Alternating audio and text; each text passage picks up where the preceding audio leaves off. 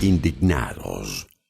La muerte del violador Sahjen dejó un trago muy amargo en la justicia, pero también en las víctimas que no pudieron ver sentado en el banquillo de los acusados a este delincuente. Sin embargo, a partir de este caso se produjeron importantes cambios en el sistema de investigación y también en la asistencia a las víctimas. En principio sí, se cambiaron algunas cosas. Por ejemplo, las víctimas de Sahjen iban a hacer la denuncia a las comisarías y los atendían sumariantes maleducados que les pedían que dejaran las bombachas en un cajón donde acumulaban las bombachas de todas las víctimas. Eso se cambió.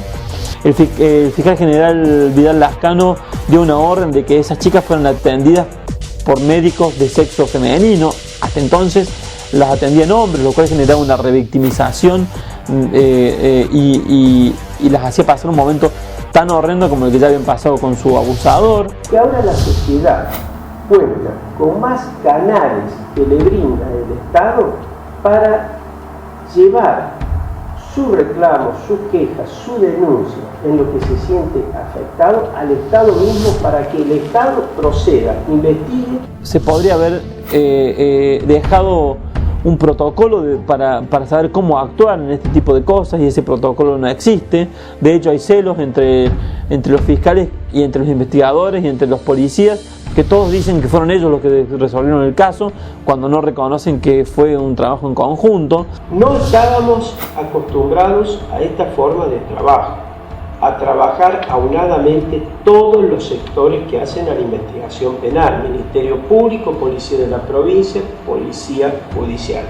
Yo creo que se logró. Uno de los puntos que no se trabajó fue tratar de investigar profundamente y entender la psiquis de este delincuente. ¿Qué lo llevó a Marcelo Sahjen a atacar en reiteradas oportunidades? Su deseo sexual, el poder que ejercía sobre sus víctimas o la impunidad con la que se movía en la ciudad de Córdoba. Los especialistas señalan que en estas personas el placer no está dado por el sexo, sino en la superioridad que ejercen sobre su víctima. Por eso advierten que es imposible elaborar un solo perfil y un solo patrón de estos violadores. En general, la mayoría de estos personajes evidentemente viene de historias de vida con traumas personales. El delito sexual, como te decía hace un rato, el delito en general, pero el delito sexual está íntimamente relacionado con el factor poder. El acto en sí, el acto delictivo, le da salida, le permite salir a toda esta cosa que no tienen resuelta, ¿sí? A este tipo de alteraciones y traumas que traen acarreados. El factor poder como un elemento justamente que viene a suplantar esta baja autoestima que el sujeto tiene, ¿no? Entonces, tengo el poder de darle vida, de darle muerte, tengo el poder de dejarla ir, de que grite, de que no grite. Muchas veces los violadores seriales tienen infancias complicadas, difíciles, atravesadas por muchos problemas. Esto suele derivar en problemas psíquicos que los transforman en un peligro para toda la sociedad. Que esta persona estaba desequilibrado psicológicamente y tenía esta pulsión por atacar. Eso hubiera sido interesante que se reconociera y se trabajase para ver qué le pasó en la cabeza y a lo largo de su vida. Marcelo Sahjen se convirtió en un ladrón, fue detenido y condenado por eso. Mientras estuvo preso, en todo su periodo carcelario nunca se entrevistó con un psicólogo que le preguntase por qué violó cuando fue condenado por una violación en el año 1985. Y el abusador es una persona enferma, básicamente, ¿no? Técnicamente, a no ser que haya una predisposición anterior, es decir, una psicosis, que también hay abusadores sexuales que tienen este tipo de patologías, ¿no? El elemento abuso sexual por sí solo no sería considerado una enfermedad, ¿no? Sería considerado una elección de objeto o una forma inadecuada de canalizar el impulso sexual, ¿cierto? Ahora bien, ¿es lo mismo un violador que un abusador? Se lo preguntamos a los especialistas. Bueno, de por sí ya hay una diferencia porque una cosa es el abuso que queda en distintos tipos de tocamiento, pero no llega a la consumación del acto. El violador ya de por sí se distingue porque llega evidentemente a la consumación, a la concreción del acto sexual. Esa primera es la gran diferencia. Respecto a las estructuras o los perfiles psicológicos, y en general, tanto los abusadores como los violadores, es decir, no hay un perfil o una estructura psicológica única. Es decir, cada abusador es distinto a otro, cada abusador es distinto, cada situación abusiva es distinta. Es decir, pero en general pueden tener algunas características parecidas, sin tener un perfil de personalidad único. El abusador justamente es esto, ¿cierto? Es el sujeto que de alguna manera pasa una línea en donde obliga a una persona a cometer hechos de índole sexual cuando esa persona no está dispuesta a hacerlo, ¿no? O es un menor. Según los especialistas, los violadores seriales atacan a sus víctimas motivados por todos los fracasos en su vida personal. Si partimos de que hay una gran variedad de agresores sexuales, evidentemente también hay una gran variedad de víctimas que eligen los agresores. Es decir, un agresor, un violador serial va a elegir el perfil de víctimas que de alguna manera coincide con este trauma sin resolver que tiene, es decir, desde su historia personal, de sus vivencias personal. Si fue herido narcisísticamente por rubias de ojos celestes, y probablemente va a buscar víctimas rubias de ojos celestes. Mi experiencia habla de que aquella persona que tiene características de serialidad es una persona que tiene un nivel intelectual promedio o mayor, ¿cierto? ¿Por qué hago referencia a esto? Porque la persona que tiene algún elemento, que tiene este tipo de conductas ya, tiene que tener un nivel cognitivo importante que hace a una planificación del hecho, tiene que tener un pensamiento global que implique mayor planificación del hecho, ¿no? Entonces, si estamos hablando de este tipo de elementos cognitivos, es una persona que al planificar tiene la suficiente capacidad para evitar ser aprendidos rápidamente, ¿cierto? El violador serial es absolutamente consciente, es un acto voluntario, preparado, y si no vas a ver que en general los violadores seriales van a elegir determinadas zonas de acción donde cometen el delito. El perfil de las víctimas es más o menos parecido.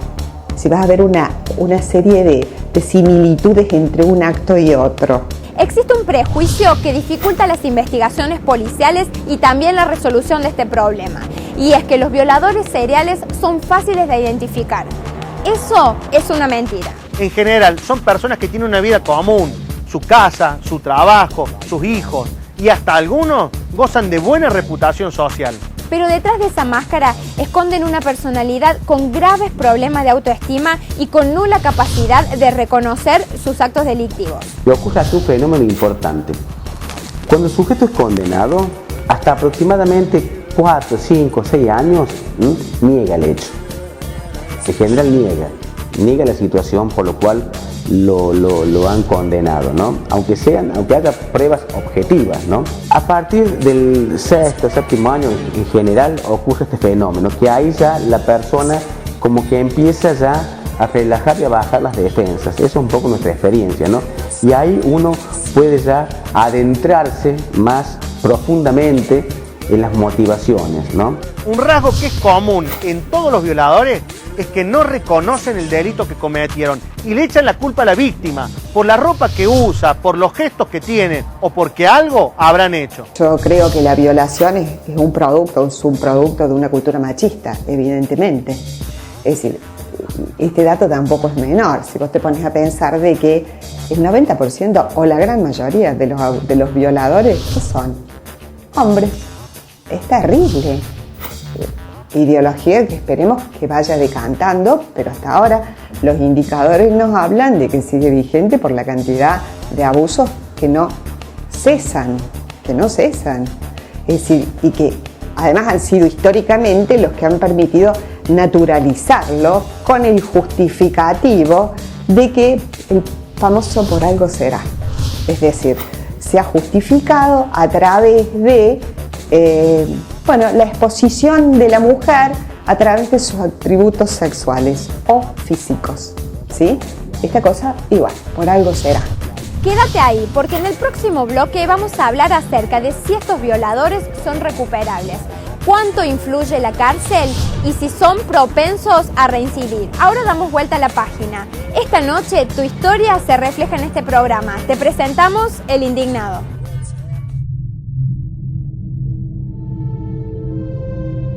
Mayra es una psicóloga cordobesa que trabaja para varios organismos nacionales e internacionales. En el año 2007 se enferma de cáncer, con un pronóstico de vida de pocos meses. Por su enfermedad, la dejan sin trabajo y por esta injusticia, Mayra hoy está indignada. Mayra, una joven psicóloga cordobesa, desde 2003 trabajaba en programas de capacitación laboral para el Ministerio de Trabajo, el Gobierno de Italia y la Organización Internacional del Trabajo, hasta que en 2007 le descubren cáncer y además de luchar contra la enfermedad, no le renuevan los contratos. Y es allí donde nace una historia indignante y una gran lucha de una mujer. Mayra, tu historia de indignación arranca en el año 2007.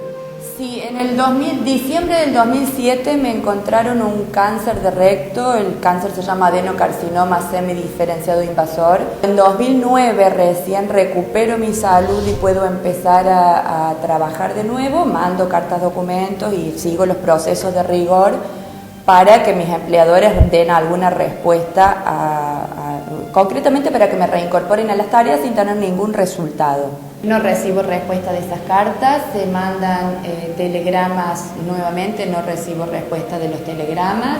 Se manda una carta incluso al ministro de Trabajo para que nos fije audiencia conciliatoria, no recibo respuesta. Presento recursos de amparo, presenta mi abogado recursos de amparo que resultan favorables a mi pedido, donde se pide al Ministerio de Trabajo y se intimen plazos para que fije audiencia conciliatoria. Bueno, de esto han pasado 2 años de reclamo, en un proceso que en realidad empieza en el 2007 con el cáncer y que ha sido súper doloroso y muy cruento, y el proceso judicial concretamente lleva 2 años.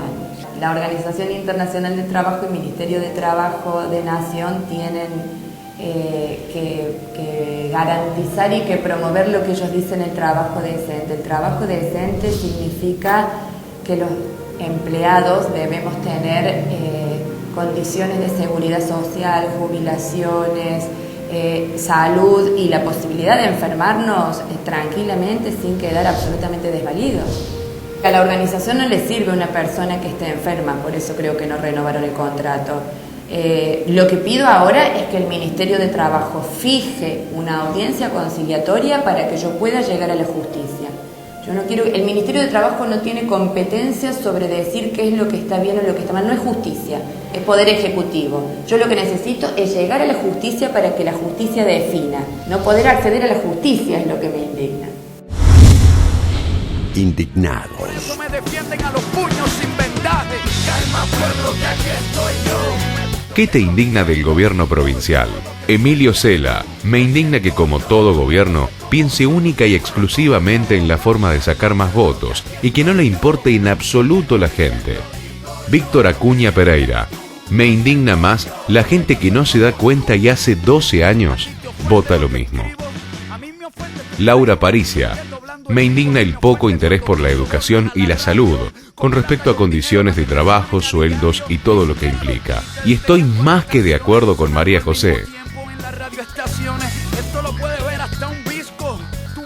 Estudio Contable y Gestión de Empresas, Leiva Bischoff. Asesoramiento en administración, laboral, impuestos, contable.